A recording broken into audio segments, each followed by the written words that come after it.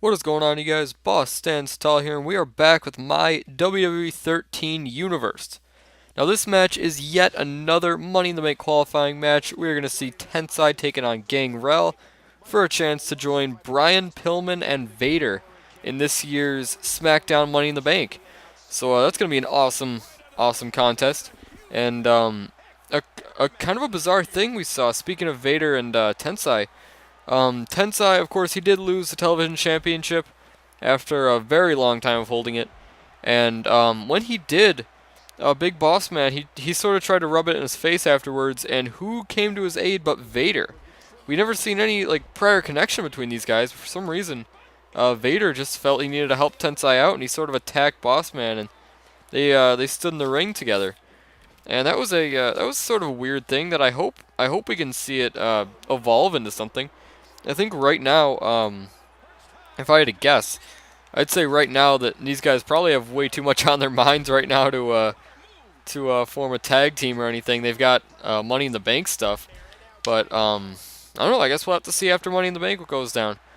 But yeah, I'm sure Vader would be more than happy to see Tensai enter into Money in the Bank because I guess these guys are friends now. That's just what I'm. That's just the vibe I'm getting, and. Yeah, I mean, it could go both ways because maybe he wouldn't want to fight his friend. Maybe he'd rather face Gangrel because it would be any man for himself. It doesn't matter if these guys are friends. Only one of them could take home a possible championship contract, or not a possible one, a definite championship contract. That contract guarantees you a title match whenever you want it. And all these guys in the match right now, well, there's only two guys in the match right now, Pillman and Vader. They have never had a title before. And neither have either of these guys. Well, Tensai obviously held the television championship. But, yeah, I mean, aside from that, they've never held a major world title before. And they've never even come close to a major world title. The closest any of these guys has ever come to the world title was Vader in the Royal Rumble last year. That is the closest any of them have ever come to a world title. But that will change this 2 Sundays from now. I believe we have one more week after this, and we got Money in the Bank, and then after that we got Royal Rumble, and then Elimination Chamber, and then WrestleMania, which is going to be very exciting. Very exciting end to our season. I'm hoping to get all this done as soon as I can. We're on break right now, so I've got all the recording time in the world whenever I need it. But that sounds really sad when you think about it. It sounds like I have absolutely no life. As true or untrue as that may be, I am still going to try and get all this done as fast as I can, just for the sake of starting my 2K14. I mean, the game's already been out for months. I mean, I'm not even close to starting it yet. I have like 3 more months left. Well, 2 more months. I've got, no, well, yeah, 2 more months. No, 3 more months. Yeah, I've got 3 months left. Wow, that sucks. That's gonna be about 18 videos. We'll see. We'll see what happens. It may be a little bit after. It's obviously, and I'm not gonna have it up by January because it's already the 22nd right now, and obviously that's not gonna happen. But we're gonna see anyways. Right now, all we need to be focused on is the match at hand. We saw Gangrel with that big DDT. And shoot, I forgot to get their records before this. Damn, I try to put down their records so I can say I have the records saved on my computer, and I can't just open a file and still be talking because the whole thing will flip out. It'll start freezing up, and so what I usually do is I look at them and then write them down in my notepad on my iPhone. I put it down there so I can just say it. I have things to mention, but I didn't do it. I didn't do it this time. I guess I was just a split second. I'm just going to start recording. And the cool thing about this video is I don't even have to worry about cuts in this video because every match was sort of short. I mean, you know, they're not I didn't have a dark match today. I haven't had a dark match in a while. I don't know. I haven't thought of any dark matches. I don't know. And all the matches that it suggested in this were The Rock versus Triple H for in an Inferno match, and I wasn't gonna do that for a dark match, so we just didn't have them. I didn't think they were that important. But Tensai looks like he was going for that single leg Boston Crab, and it gets broken up. And something very monumental that we have for you guys tonight. This will be our first Tag Team Championship title defense on Smackdown in over a year. We haven't seen one since WWE 12. But it will be the APA defending their newly won tag team titles against the NWO in their rematch. Obviously, if you guys didn't watch last week, you wouldn't know, but Jeff Jarrett did beat Farouk in a non-title, just one-on-one match. And if Jeff Jarrett were to win that match, which he did, they were going to get the rematch clause, and voila, here it is. We got a rematch clause for these guys. And can you imagine if the APA, or the Acolytes, whatever you want to call them, can you imagine if they lost it tonight? If they lose their titles after just, like, a little over maybe 2 weeks? Now, that would be awful. That would be easily the shortest title reign in history. And it'd be pretty disappointing. It really would. But it looks like Tensai is spearing Gangrel through the barricade, so I guess we can assume that this means it's going to be a ring out count, because it usually is, unless he's a retard and leaves the ring. Let's see. It looks like Tensai's probably gonna have this one won. Tensai definitely would deserve it. He held that television championship for, let me get the official number of days into my record book right here. He held that title for 36 days, beating the former longest reigning champion, Cactus Jack, by 5 days. I don't know how that works because they defend it weekly, but whatever. We're going with it. And current champion Big Boss Man, I don't even know how long he's held it. I'm not really keeping track of that, to be honest with you. Well, not yet. I'm obviously gonna keep track of it. I'm just gonna leave it blank. But yeah, Tensai, he gets himself into the Money in the Bank. That is a great monumental moment for him. He's on to bigger and better things. Definitely deserves it.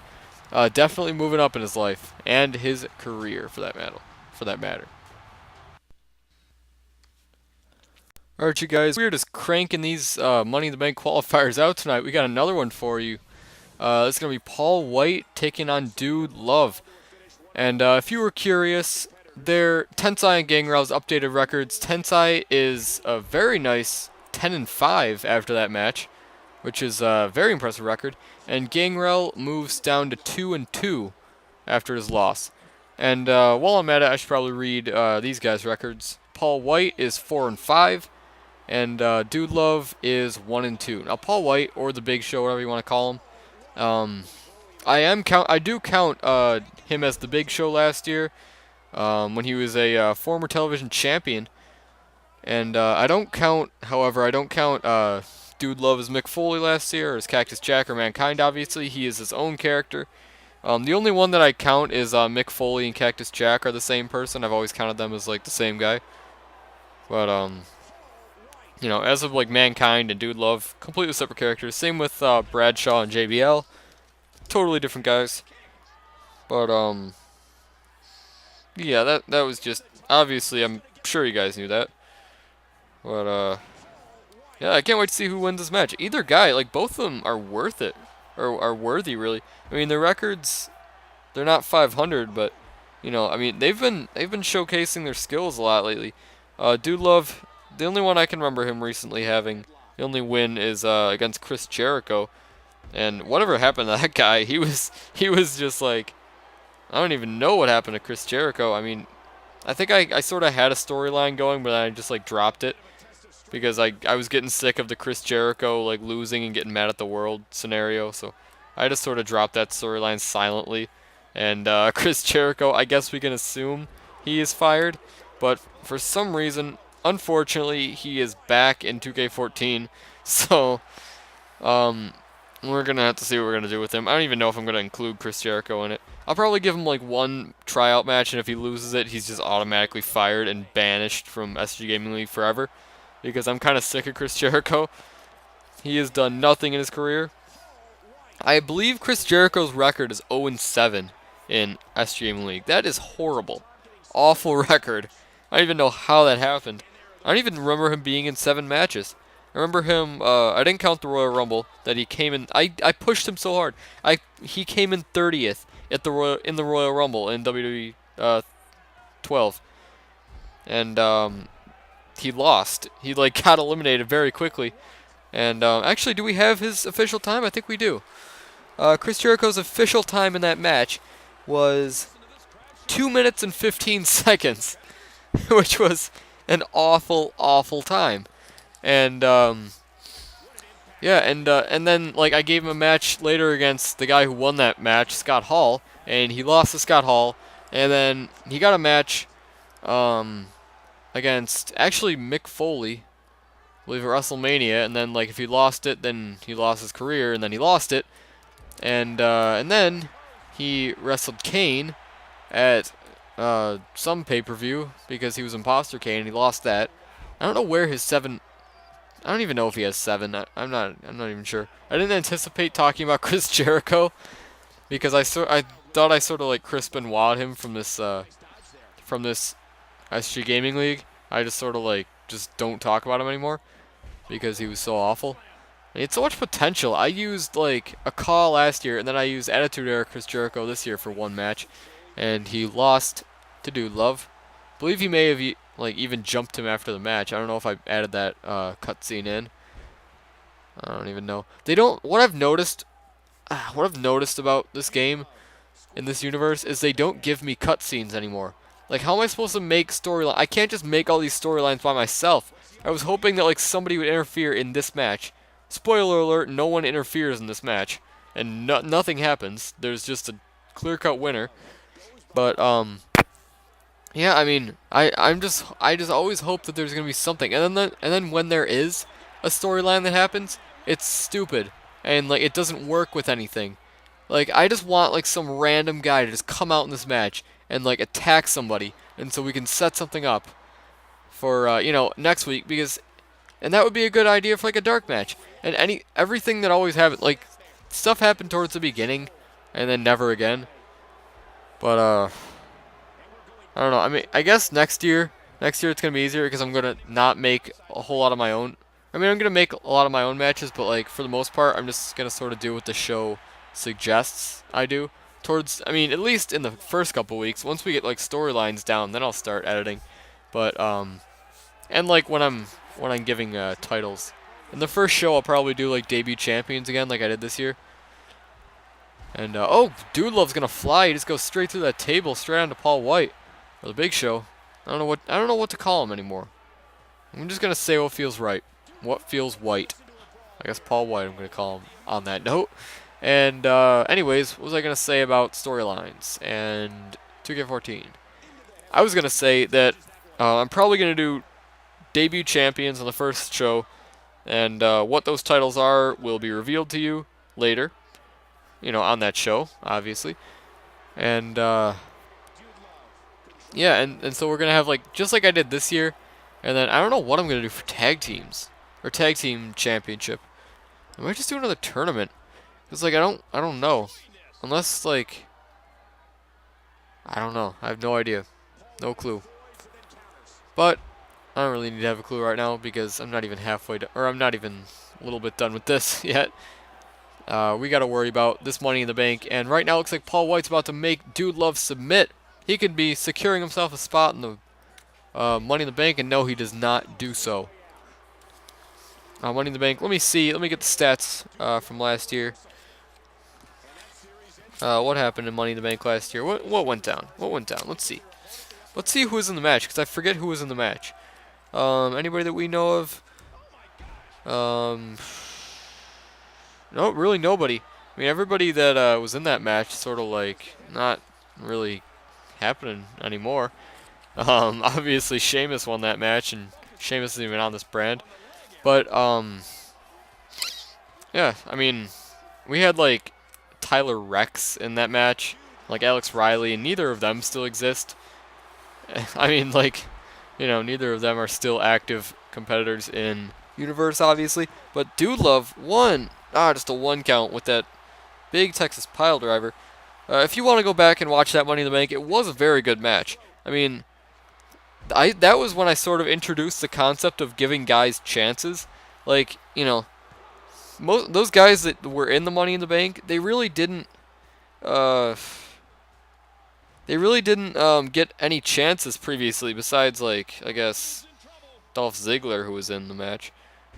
I mean, other than that, like, nobody really got chances. And so the winner, Sheamus, he was just sort of out of nowhere, just like a newcomer, and we didn't really know who he was yet. And then he went on to be world champion, went on to be WWE champion. So I'm hoping that this happens with one of these men in the ring. One of these guys could be our future SG Gaming League World or Undisputed Champion. I mean, obviously they would go for the Undisputed Championship. I'm not gonna do that this year. Like where like it's probably gonna be like it's obviously gonna be whatever brand you're on. Like the Smackdown Money in the Bank is gonna be for Undisputed Championship contract. And oh, it looks like Dude Love, he's got the variation of that mandible claw. Is it gonna be a pinning variation? No, I guess not. I think there is one variation that's gonna be a pin, or that is a pin. 1, 2, and 3. Dude Love moves on to the Money in the Bank, or the SmackDown Money in the Bank. That is going to happen 2 weeks from now. And wow, that's an upset. I didn't think Dude Love could do it. I mean, I'm happy that he did, but I did not think that Dude Love could beat Paul White. And he's certainly has a reason to celebrate. He will be joining Brian Pillman and Vader and Tensai after tonight in that very diverse Money in the Bank match. That is awesome. I'm excited for Dude Love. I want to see him do something because this is his last year. After this, the only guy that's going to be in it next year that's actually in this Money in the Bank right now is Tensai. Other than that, none of these guys are going to be involved in next year's show. So I want to see him do something while he still can. Oh, this match. Alright, let me just explain this match to you very quickly. In this match, Billy Gunn versus Eddie Guerrero, if you haven't noticed, neither of these guys have been performing to their true potential this year. Eddie Guerrero, he has a record of 2-8 in his entire SG Gaming League career, counting last year. But he's been winless this year so far. And Billy Gunn, since arriving on the scene, I believe in one of the first shows, he is 0-4. So the real purpose of this match is that it's a career-threatening match. Whoever wins this match will live to fight another day, and the loser will be fired for the remainder of the WWE 13 season. And I only say that because Eddie Guerrero is in 2K14. They keep putting him in these games, I guess because he's dead. But he will be in 2K14, so if Eddie Guerrero is to lose this match, or if Billy Gunn is to lose this match, they will be fired for the remainder of WWE 13. Billy Gunn will probably be fired forever if he loses, because he's not in next game.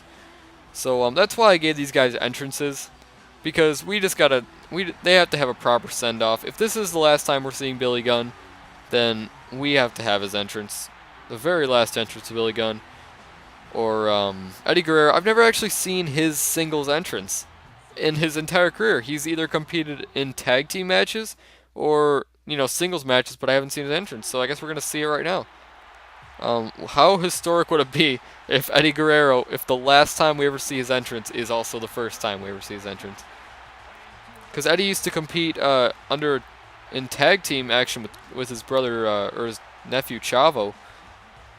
And, yeah, and so we've never seen this lowrider entrance for Eddie. I actually haven't seen this lowrider entrance since, like, SVR 2007. So this is really awesome to see. And Eddie Guerrero, very nice custom attire right there. I'm proud of myself for making that attire. That is a nice attire. That looks very professional. Like, you would see him wearing that on a regular, broadcast in real WWE if he were still around. But I always wonder if Eddie Guerrero were still around, where would he be right now? Would he still be working for WWE? Would he be joining Chavo over on TNA? Or would he be retired? Or, I don't know, he was pretty old when he died. I mean, he was old for a wrestler when he died. I always like to think that. And that was a while ago. That was over, it was 9 years ago, let's say. Well, no, that's wrong. Why did I say 9 years ago? That's about, it was '05. He died in '05, right? I don't know. Whatever. I don't want to do math. It's way too late at night. It's very basic addition, but I don't want to do it. But either way, the loser's match or the loser of this match is fired. The winner of this match keeps their job. We're gonna see what happens. Oh, look at that sign! Did you just see that sign? It said "You're fired." I swear to God, I did not plan that, and I didn't even realize it when I recorded this match before, or when I you know actually recorded the match on my PVR. I did not realize that sign. It said "You're fired." Could that be an omen? Oh, and it just showed Billy Gunn's sign after that. You're fired, and then Billy Gunn. Is that an omen of things to come? All it is you're fired, and then Billy Gunn signs. That's very bizarre. Could it be a subliminal message that Billy Gunn will lose this match? We will have to see. Look, it's all Billy Gunn signs, and then you're fired.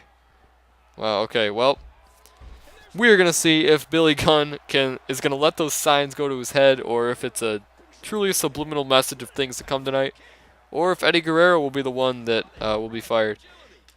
And Billy Gunn, some could argue that he's gotten difficult competition. I think his first match was against Rikishi that he lost. Then he got a match against Mark Henry that he lost. He got a match in he got a 6-man match that he lost. And then I want to know what his other win or what his other loss was. I have no idea. No clue what his other loss was. But I don't even have that on the record books either. Like, my record books aren't very in depth. For these guys, it pretty much gives their number of wins, number of losses, number of matches wrestled, and then that's pretty much it. But like, I mean, some guys have like I know the Mag Nation, they have like number of tag team matches won, number of fatal 4-way matches won, all this stuff, and as a tag team what their win streak is, and as singles what they're. Mine do not get that in depth. I don't know who has the time to write that stuff, but I certainly do not. So, we got wins and losses, and Billy Gunn's 0-4, Eddie Guerrero's 2-8. Eddie Guerrero, you can say he's got the experience edge. He's been in it for over a year. He was in last season. He had limited tag team success with Chavo Guerrero. Towards the end, I believe they were even managed by Vicky Guerrero towards the end there. And when they were slowly fading out. And I think like last time we ever saw these guys, we had some good tag teams last year. Let's just throw that out there. We had good tag teams last year. We could not forget the Power Trip. That was an amazing tag team. Ezekiel Jackson and Mason Ryan. They were probably my favorite tag team ever, even though they never did anything. We had Michael Cole and Jack Swagger. That was a tag team. Air Boom was a tag team. Book Dust was a tag team. Who else is a tag team that we knew of? I don't know, what was it? Demolition was a good one. Who could forget Hacksaw Jim Duggan and Vader? That was a one-time shot. Slater and Gabriel, which was not unique. I don't have any unique tag teams in this. This year I have no unique tag teams besides maybe the Outlaws, but they used to be a tag team in Attitude Era.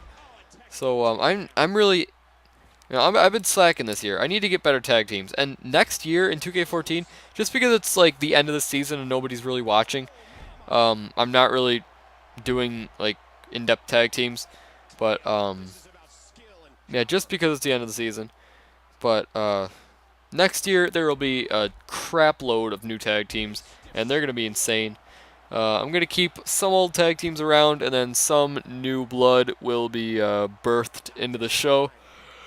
That sounded horrible when I said that, but it just sounded weird. But anyways, I should be commentating this match, just focusing all my energy on these guys, because one of these guys we will never see again. Unless it's Eddie Guerrero, who we will see next season. But Eddie looks like he's going to hit those 3 amigos right now. That is number 1, amigo numero uno. Amigo numero dos, and here we go with amigo numero tres. I actually don't speak Spanish. I speak mostly Italian, so I don't know if that's grammatically correct, but whatever.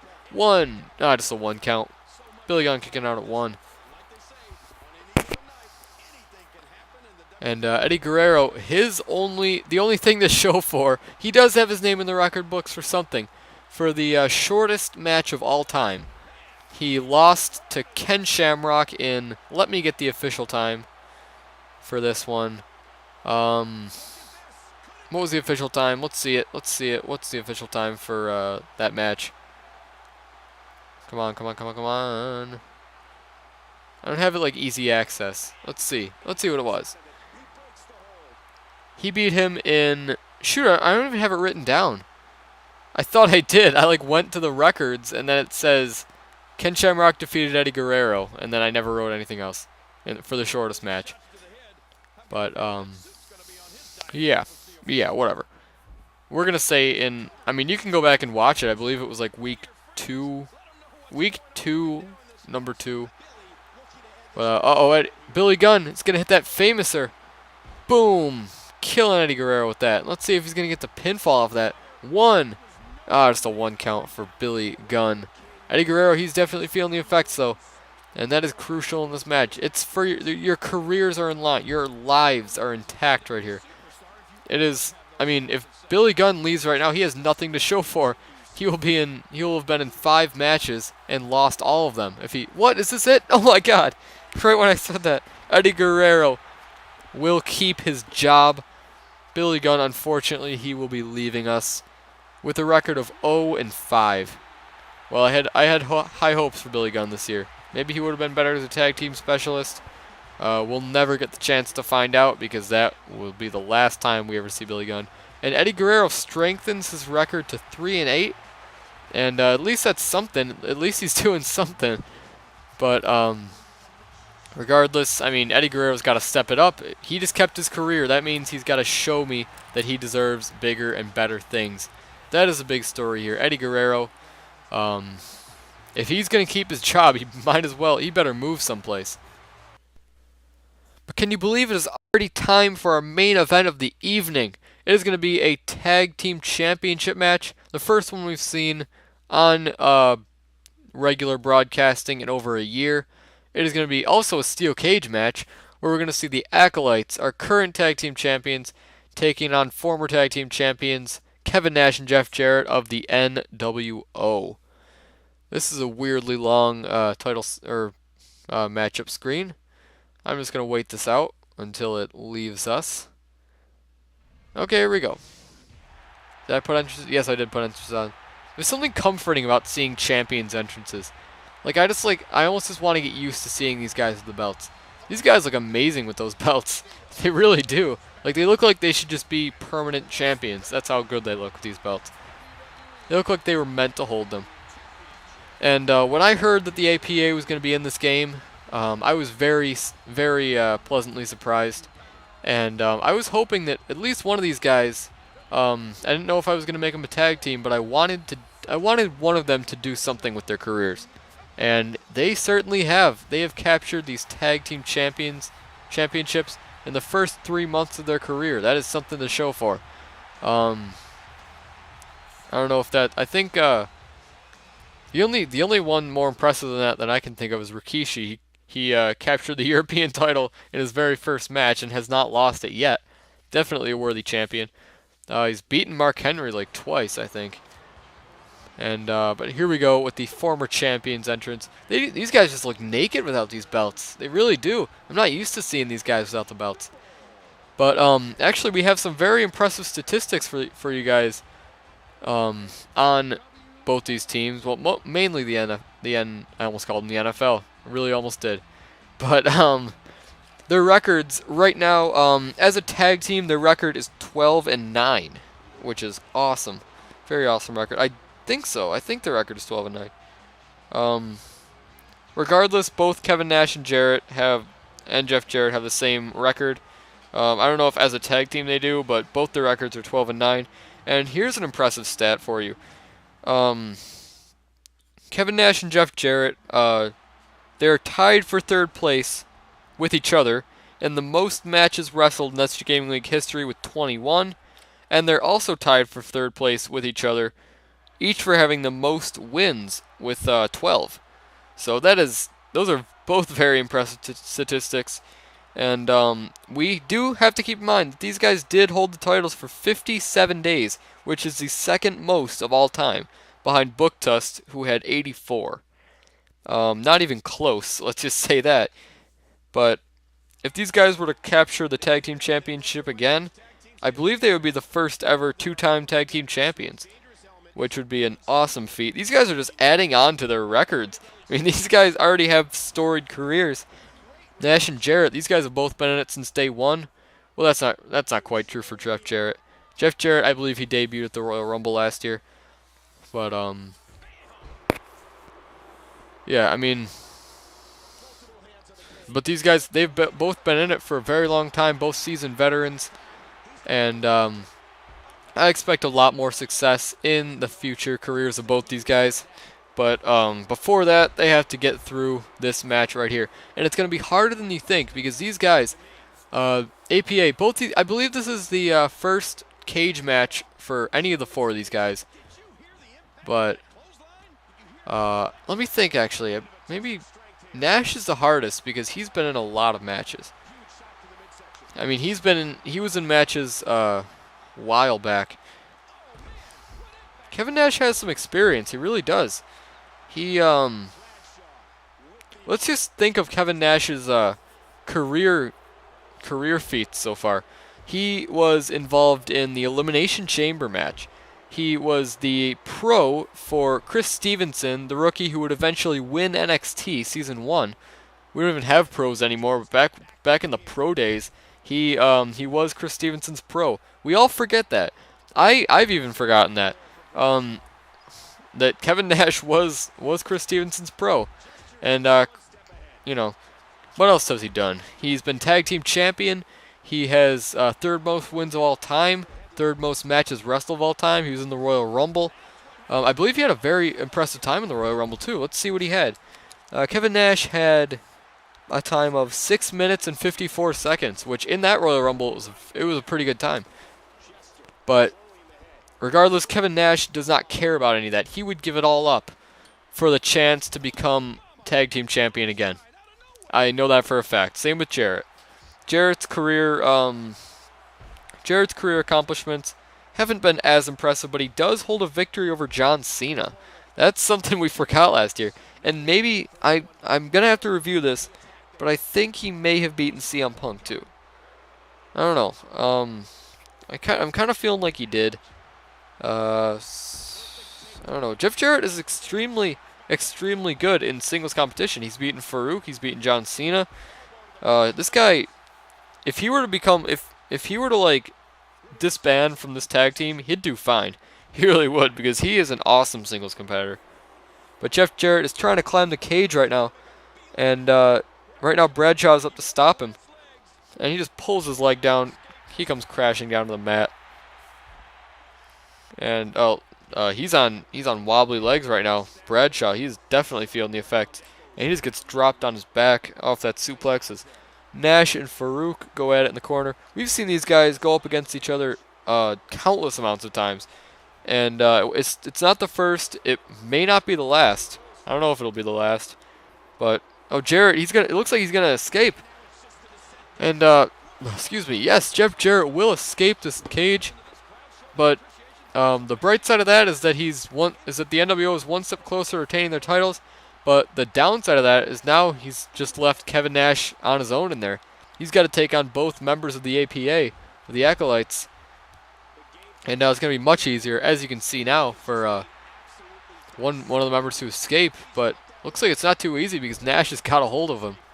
And Bradshaw, he's on wobbly legs, as we mentioned, but I don't know, the 2-against-1 power advantage, especially if you're Kevin Nash and you're in a handicap match right now with the tag team champions, that's not a good scenario for you. This is like a jumping.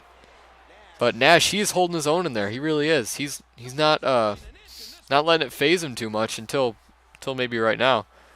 Bradshaw, if he can keep Kevin Nash away from Farouk right now, Farouk could escape. And it looks like he is effectively doing so, because Farouk is just climbing right out of this cage like it's nothing.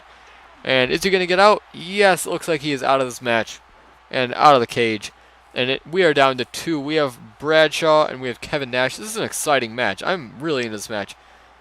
Whoever is the next to escape the cage will be the man, or will be the tag team champion. One of the tag team champions.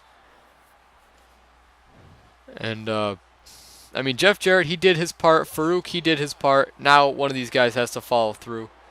If it were just Jeff Jarrett, then he would be champion by now, because he was the first to escape the cage. Jeff Jarrett, I've noticed on his own, is very good. We established this earlier in the video. Bradshaw just pulling Nash down, and now he's going for it by himself. And Nash coming back. Just striking him, going around the back. Wow, this match is crazy. Back and forth stuff. And Bradshaw, big clothesline from hell, straight from the depths of hell, out of that corner. I believe we can count that as a clothesline from hell, because he never does a clothesline from hell. And Nash with the insane big boot. He's going to start to climb the cage right now. Is he going to be able to do it? Nash is a big guy. It's probably very easy for him to climb the cage. Just like, if he were to vertically jump, he would already be almost halfway up the cage, or a little over halfway up the cage. Standing right there, he can touch over half the cage. But I guess it's much harder when you've been in a war like this. I mean, for Bradshaw, it's gotta be way harder because his leg is killing him. But regardless, he's not gonna let that stop him from reaching the top of that cage. Right now, it looks like Nash is on hot pursuit of him though, and pulls him right down, right onto that bad leg. Horrible landing for Bradshaw, but it looks like, is he gonna get body slammed by Kevin Nash? He's gonna get something. Oh, tossed right over his head. Oh my God. What power by Kevin Nash. Kevin Nash, as we mentioned before, he is used to cages. He was in the Elimination Chamber. He did not win it, but he competed in it. Oh, and oh my God, Bradshaw took his head off with that clothesline from hell. That was the clothesline from hell. That's an official one. It looks like Bradshaw, Nash isn't moving. He's unconscious.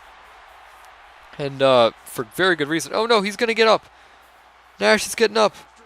What's going to happen? Is he going to get him down?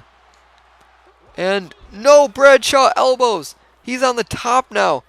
Bradshaw looks like he has this match won. And yes, Bradshaw and Farouk, the Acolytes, will retain their tag team championship here tonight. Wow, how impressive are these two guys tonight? They defied all the odds. They beat their challengers. And wow, that is very impressive. Look at them. They're just holding those titles, just taunting the NWO. I've never seen this cutscene before. This, Kevin Nash. He's got to feel like he let his team down here tonight, because Jarrett, I mean, Kevin Nash is the only one that wasn't able to escape that cage. Jarrett did it. Both of the Acolytes did it. And, wow, he's got to be feeling sympathy for his friend, but also, you know, I don't know. Regardless, we have the tag team champions have retained, and that is it from you guys. Boss Stands Tall is out.